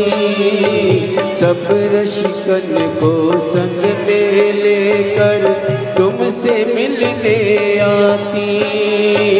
सब रसिकन को संग में लेकर तुमसे मिलने आती। पता तेरा मेरे पास नहीं है, पता तेरा मेरा पास नहीं है, पता मेरा तेरे पास नहीं है, पता मेरा तेरे पास नहीं है। ये मेरी मजबूरी वाले से मिलना बड़ा जरूरी, वाले से मिलना बड़ा जरूरी। मेरे भंडारी से मिलना बड़ा जरूरी, और वाले से मिलना बड़ा जरूरी। ओ भोले बाबा से मिलना बड़ा जरूरी, ओ शंभो बाबा से मिलना बड़ा जरूरी। ओ भोले बाबा से मिलना बड़ा जरूरी, ओ शंभो बाबा से मिलना बड़ा जरूरी। आरे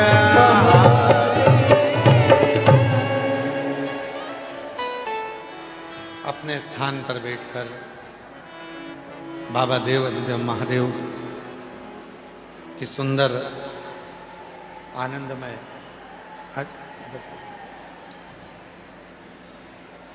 सुंदर आनंदमय लीलाओं का स्मरण करें।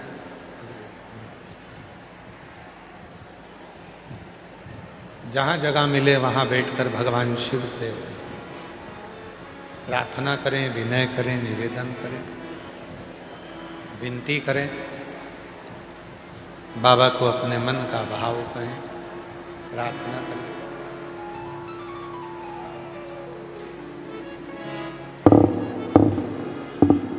कुबेरेश्वर बाबा की ये पवित्र धरा है, जहां बैठकर देवाधिदेव महादेव से अपने मन का भाव करें, दिल से प्रार्थना करें, विनय करें, निवेदन।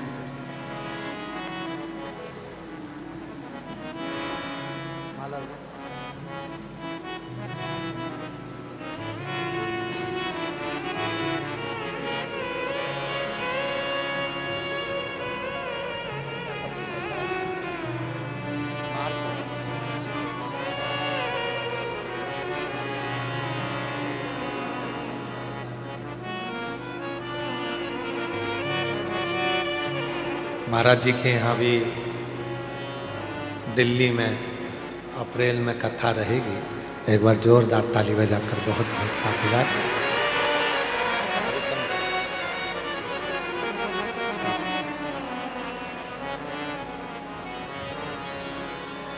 शिव तत्व बाबा देवाधिदेव महादेव से अपने मन का भाव दिल से प्रार्थना करिए, विनय करिए, निवेदन करिए। जिस भूमि पर आने के लिए दुनिया तरसती है, ऐसी पवित्र कुबेरेश्वर धाम की धरा, जहां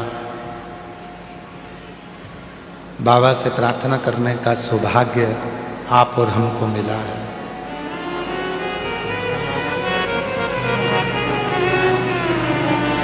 बाबा को अपने मन का भाव कहिए, प्रार्थना करिए, विनय करिए और दिल से बाबा को नमन करिए। हमने कथा में पहले भी कहा, जब भी कुबेरेश्वर धाम पर आओ, कहीं पर भी बैठकर 108 बार श्री शिवाय नमस्तुभ्यम कहना चाहिए। यहां जितना रुको,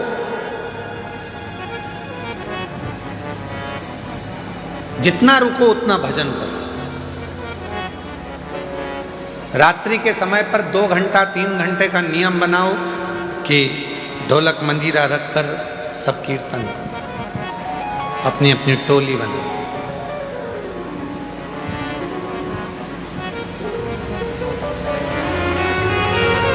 भगवत नाम का जप करो। मौका मिला है, बाबा को अपने मन का भाव कहेंगे, प्रार्थना करेंगे, निवेदन करेंगे, विनती करेंगे, बाबा को अपने मन की भाव दशा कहेंगे। साथ में बोलिएगा, प्रार्थना करिएगा, निवेदन करिएगा।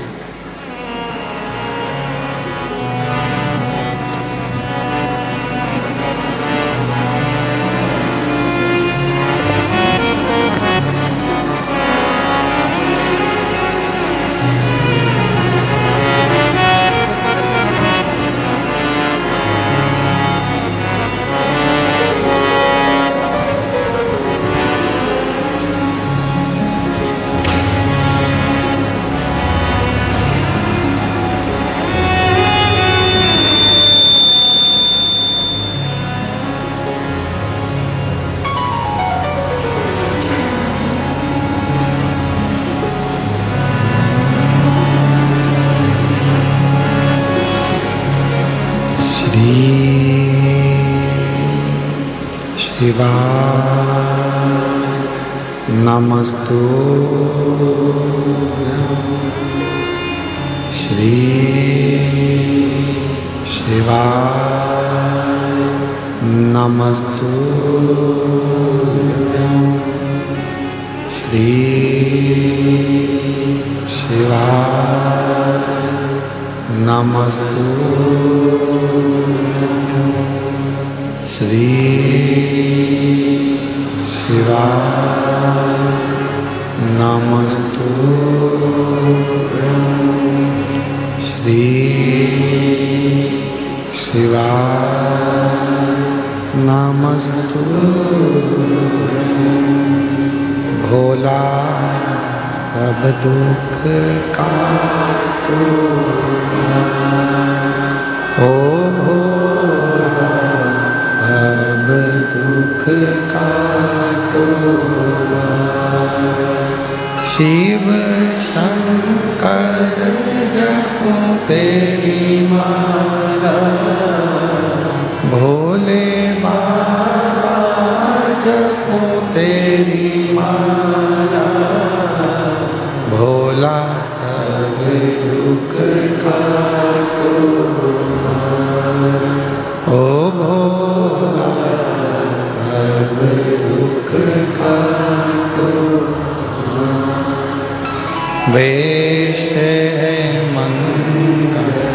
मंगलकारी, वेश है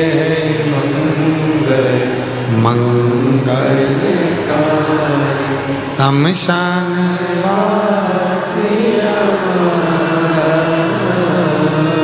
शमशान वासिया। ओ भोला सब दुख काटो, ओ भोला सब दुख काटो, ओ भोला सब दुख काटो।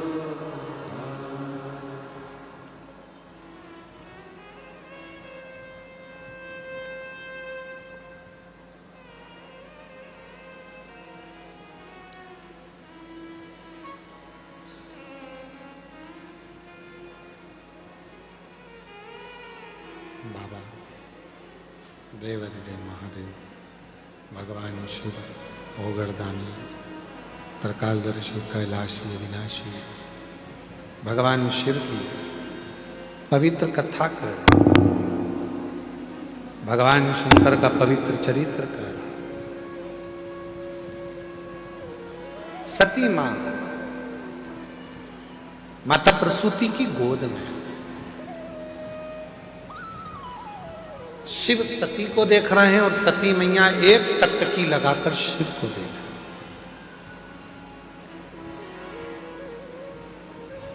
ओगरदानी भगवान देवाधिदेव महादेव ने दक्ष प्रजापति को बुलाकर कहा कि इसका सम्मान करो।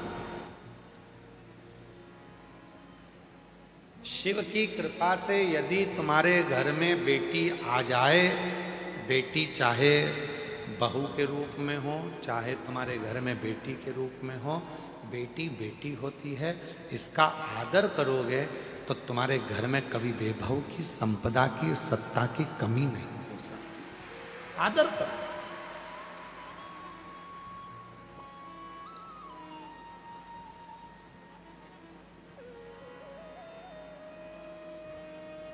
पर दक्ष प्रजापति आदर नहीं कर पाए, इसलिए उनका शीश भी कटा। दक्ष प्रजापति आदर नहीं कर पाए, इसलिए उनका घर भी संपूर्ण नष्ट हो गया। आदर करते तो सुख था।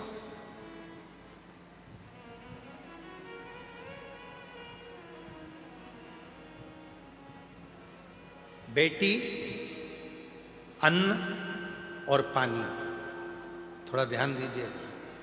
क्या क्या चीज है, जम के बोलो। पहले नंबर पर बेटी, दूसरे नंबर पर अन्न जिसको हम पाते हैं, तीसरे नंबर पर पानी जिसको हम पीते हैं। इन तीन का आदर हमेशा होना चाहिए। आजकल बड़ी बड़ी पार्टियों में पानी की बोतल रख दी जाती है, लोग पानी पीते हैं, आधी बोतल पानी पिया और फेंक दिया। आधी बोतल पानी पिया और फेंका।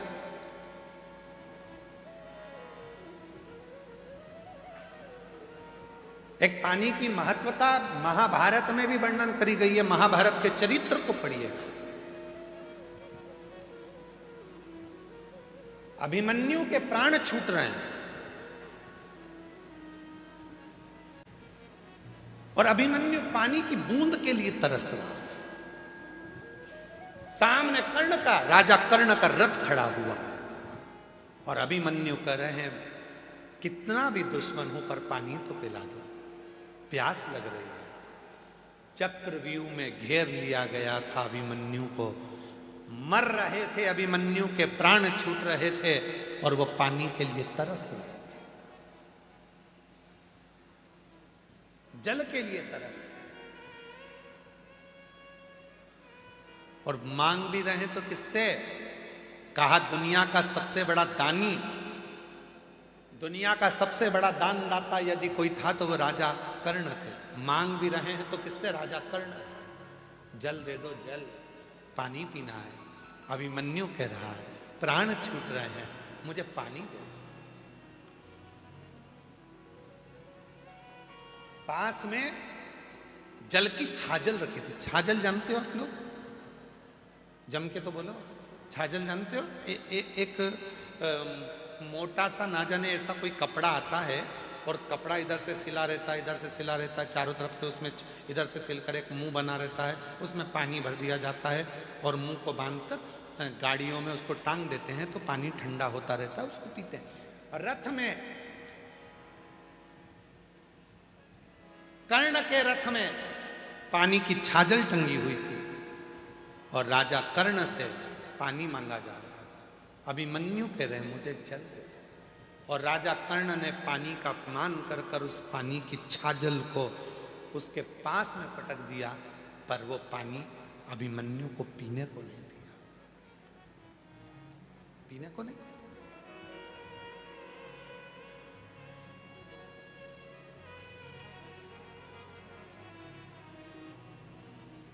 जल का अपमान किया। हमारा निवेदन है शादियां करो, आप मना नहीं है, शादियों में पानी भी रखो, मना नहीं है, पर वो पानी की जो बोतल है उस पानी पर एक लाइन बोतल में लिख देना चाहिए कि मैं जल हूं, आने वाले समय का कल हूं, मेरा सदुपयोग करो। बोतल में पानी बच जाए तो जेब में रख लो, बाद में पीना। इस जल का तुम सम्मान करोगे तो आने वाला कल तुम्हारा सम्मान करो। मैं जल हूं, आने वाला कल हूं, इसका आदर तुम करोगे तो तुम्हारा भी आदर होगा, वरना समय बड़ा गलत आएगा। एक एक बूंद जल के लिए मनुष्य तरस जाए।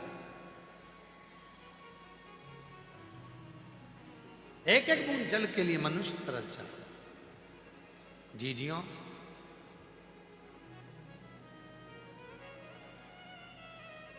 हर वर्ष रुद्राक्ष महोत्सव आता है।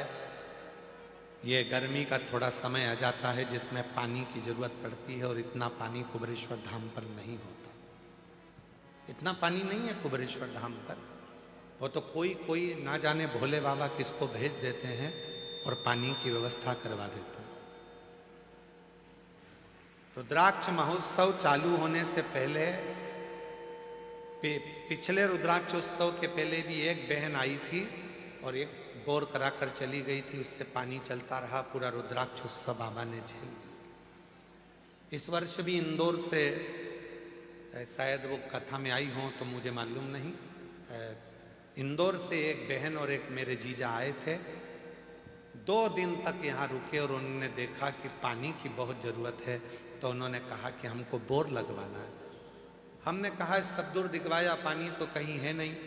तो वो कहने लगी हमने अभी कंकर शंकर की पूजन करी है, हमारा कंकर हम जहाँ रख देंगे और वहीं पर हम बोर करवा देंगे। बाबा की मर्जी होगी तो दे देगा, नहीं मर्जी होगी तो नहीं। और अगर वो आए हों इस कथा में तो खड़े हो सकते हैं। इंदौर के थे और उन्होंने पीछे जाकर एक बोर करवाया और बाबा की कृपा से उसमें पानी आया, जो बाबा की कृपा से आज आप सब लोग पी रहे हो। ये शिव की कृपा, शिव की कृपा। छोटी छोटी पानी की बोतल रहती है, शादी में मिल जाती है। हमारा निवेदन है, शादी वालों को भी कहना चाहिए कि आप लिफाफा देते हो मना नहीं, आप देते हो मना नहीं, पर यदि भोजन कर रहे हो पानी बच गया है, वो पानी की बोतल अपने साथ जेब में रख के ले जाओ तो गाड़ी में पी लेना। पर पानी का सम्मान, जल का सम्मान, जल है तो कल। और आप लोगों से भी निवेदन है, 7 दिन तक अपने पिता के घर में रह रहे हो, कोई नल चालू है, कोई पानी ढुल रहा है, तो आप प्रयास कर कर उसको बंद करना, जल का सदुपयोग करना, जिससे आपको भी जल का सदुपयोग करना आएगा। तो आने वाले समय में जो भी शुभ भक्त यहाँ पहुंचेगा तो वो भी जल का सम्मान करेगा, जल का सम्मान। अभिमन्यु कह रहा है मुझे जल दे दो। राजा कर्ण ने पानी की छाजल को उठाकर जमीन पर फेंक दिया और वो जल पानी का गिर गया, पर अभिमन्यु को जल पीने को नहीं दिया, जल पीने को नहीं दिया। और पूरी महाभारत उठाकर देखिए, राजा कर्ण को मारने वाला कोई नहीं था, राजा कर्ण के प्राण लेने वाला कोई नहीं था। राजा कर्ण जैसे शूरवीर का भी अगर अंत हुआ है तो जल से हुआ है। जो जल राजा कर्ण ने अभिमन्यु को नहीं पिलाया, पानी जमीन पर गिर गया। युद्ध चल रहा था दूसरे दिन का और राजा कर्ण रथ लेकर भाग रहा था युद्ध करने के लिए, और उसका रथ का पहिया जहां छाजल गिरी थी, पानी गिरा था, वहां कीचड़ हो गया था, उसमें पहिया फंस गया और कर्ण का पहिया नहीं निकला। आखिरी में राजा कर्ण के प्राण छूट गए, मर गए। वही जल, घर की बेटी, जल और अन्न, अन्न भी उस परमात्मा की कृपा से मिला है, उसका अपमान ना किया जाए। भोजन की थाली में उतना लीजिए जितनी जरूरत है, घर में भी भोजन उतना लीजिए जितनी जरूरत है, जितना पा सकते हो। ज़्यादा आ गया उसको निकाल कर एक कागज में रख लो। घर से जब गाड़ी पे निकलो, कोई भूखा मिले, तुम्हारी बची हुई 2 रोटी उस भूखे को देकर जाना, जो पेट भर कर खाएगा तो दुआ भी देगा तुमको, दुआ भी। बेटी का भी सम्मान करो, जल का भी सम्मान करो, अन्न का भी सम्मान करो, ये बहुत जरूरी है। और जितना जितना हम सत्कर्म करते हैं उतना उतना फल हमको। एक पत्र है, अच्छा है, देखिए। मैं सुनीता विजय केशव शेट्टी, मैं जिला धाराशिव, गांव उमरगा से आई हूँ। मेरा मोबाइल नंबर ये है, कहीं बैठी हो तो हाथ हिला सकती हैं। अगर कहीं बैठी हो, आप ही हैं, आ जाइए, बेलपत्र लेकर जाइए। मैं सुनीता विजय केशावत शेट्टी, जिला धाराशिव, गांव उमरगा, मोबाइल नंबर ये है। मेरा बेटा साईराज, उम्र 15 साल है। मेरा बेटा जब 4 साल का था तब से उसको सोराइसिस की बीमारी हो गई। सोराइसिस की बीमारी इतनी बढ़ गई कि पूरे शरीर को खुजालता और दाग पड़ जाते और शरीर ठीक नहीं रहता। 15 साल का बेटा हो गया, जब वो 4 साल का था तब से उसको बीमारी है। 11 साल से लगातार इस बीमारी का इलाज करवाते करवाते थक गए, पर वो बीमारी का हल नहीं निकला। तब किसी के कहने पर मेरे बेटा बेटी को लेकर मैं सीहोर आ गई और बाबा के धाम में पिछले वर्ष रुद्राक्ष महोत्सव में पहुंची। यहाँ का रुद्राक्ष महोत्सव पहुंचकर यहाँ की मिट्टी को बेटे के शरीर पर लगाई, बाबा से प्रार्थना करा, निवेदन कर कर यहाँ से चली गई। उस समय पर हमको रुद्राक्ष नहीं मिला, क्योंकि रुद्राक्ष महोत्सव में रुद्राक्ष वितरण बंद रहता है। हम वापिस आए, रुद्राक्ष लेकर गए 2 महीने बाद आकर, और उस रुद्राक्ष का जल हम अपने बेटे को देते। शरीर में जब वो नहाता तो बाल्टी में पानी में डाल देते। बाबा की कृपा से वो 50% अच्छा हुआ। 50% उसको आराम लग गया। 50% जब आराम लगा, मेरा बेटा कहता है, माँ अब मेरे शरीर में आराम लगना प्रारंभ हो गया। तब आपने सोमवार की अष्टमी का एक उपाय बताया था, जो मैंने अपने बेटे से करवाया, और करवाने के बाद बेटे को वो दुर्वा शिव जी के नंदी के पास बिठाकर खिला दी। जिस दिन से खिलाई आज तक मेरे बेटे को सोराइसिस की बीमारी नहीं रही। मेरा बेटा पूर्ण तरह से अच्छा हो गया। मैं बाबा को प्रणाम करती हूँ। पहला फोटो लगा रही हूँ जिसमें मेरे बेटे के शरीर पर सोराइसिस की बीमारी है। एलईडी पर दिख रहा है। पहला फोटो है जिसमें मेरे बेटे के पूरे शरीर पर सोराइसिस की बीमारी है, और दूसरा फोटो लगा रही हूं जब मेरा बेटा पूरी तरह से स्वस्थ हो गया, उसका पूरा शरीर अच्छा हो गया। ये दूसरा फोटो मैं अपने बेटे का लगा। एक शिव तत्व, एक पत्र और है, अच्छा है, सुंदर, देखिए। संतोष कुमारी नाग, तहसील फतेहपुर, जिला बाराबंकी से आए। कहीं बैठी हो तो हाथ हिला सकती हैं। संतोष कुमारी नाग, तहसील फतेहपुर, जिला बाराबंकी से आए। कहीं बैठी हो तो हाथ हिला सकती हैं। कहीं बैठी हो, बाराबंकी से आई हैं, और अगर कहीं बैठी हो तो हाथ हिला सकती हैं, और अगर बैठी हो तो एक बेलपत्र लेने के लिए आ सकती हैं। गुरुजी, 1 लोटे जल का मैं क्या वर्णन करूं। 2019 में मेरे पूरे शरीर पर सफेद दाग हो गए। सफेद दाग की बीमारी हो गई, पूरा चर्म मेरा सफेद पड़ने लगा। इतनी परेशान हो गई कि दवाई ले लेकर हार गई। इतनी दुखी होती, मेरे बेटे की और मेरी बेटी की शादी कैसे होगी, मेरा बेटा और बेटी की शादी कैसे होगी। तब मेरे पति ने कहा, तुम दवा लेना क्यों बंद कर रही हो, दवा तो चलने दो। मैंने दवा वाले से पूछा कि दवा देते हैं तो हर महीने चेक क्यों करते हैं, जांच क्यों करवाते हैं। उसने कहा कि जो दवाई दी जाती है उससे देखा जाता है कि लीवर और किडनी पर असर तो नहीं आ रहा, इसलिए जांचें कराई जाती है। मेरे पति से मैंने कहा, अब मुझसे दवा खाते नहीं बनती। 2019 से दवा खाते खाते 2025 आ गया, पर ठीक नहीं।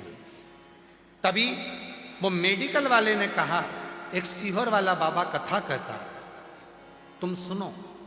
हम यही रुद्राक्ष उत्सव में 2025 में आए और बाबा की कथा सुनकर यहाँ की मिट्टी को भर कर ले गए, शरीर पे लगाती, जल चढ़ाती, पानी को पीती और उसी पानी से स्नान करती।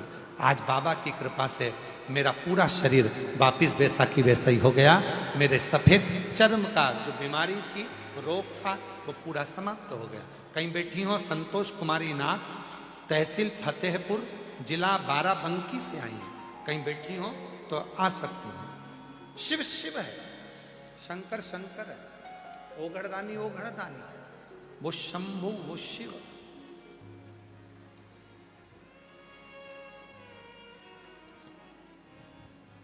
जो नित्य लीला कर रहे हैं,